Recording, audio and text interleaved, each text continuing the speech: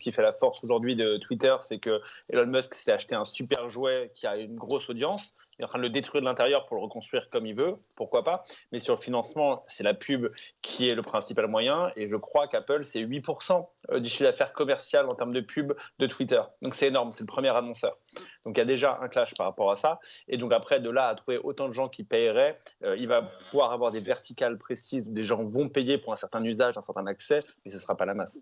Ouais, le Washington Post précisait d'ailleurs, pour pouvoir compléter tes chiffres, qu'au premier semestre 2022, avant le rachat d'Elon Musk, Apple était le premier annonceur du réseau pour 48 millions de dollars de dépenses pour ce premier trimestre 2022. Donc c'est littéralement...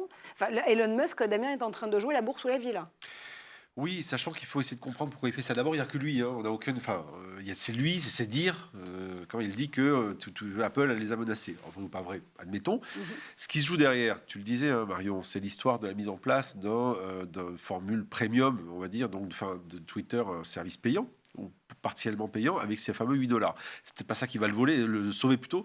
Le voler, ça. Le voler peut-être. Le voler, tiens, c'est peut-être. En revanche, non, j'allais venir, c'est justement, je pense qu'il considère que les 30% que pourrait prendre Apple, c'est du vol, justement.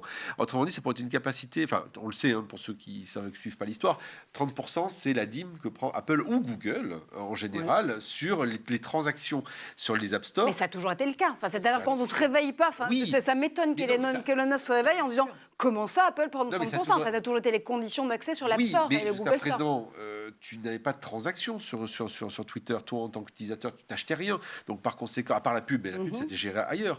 Donc, par conséquent, tu n'avais pas les 30% qui pouvaient être pris. Je prends l'exemple de Netflix. Netflix, tu ne peux pas souscrire à Netflix via l'application pour éviter justement d'avoir les 30% qui sont pris par Apple ou par Google.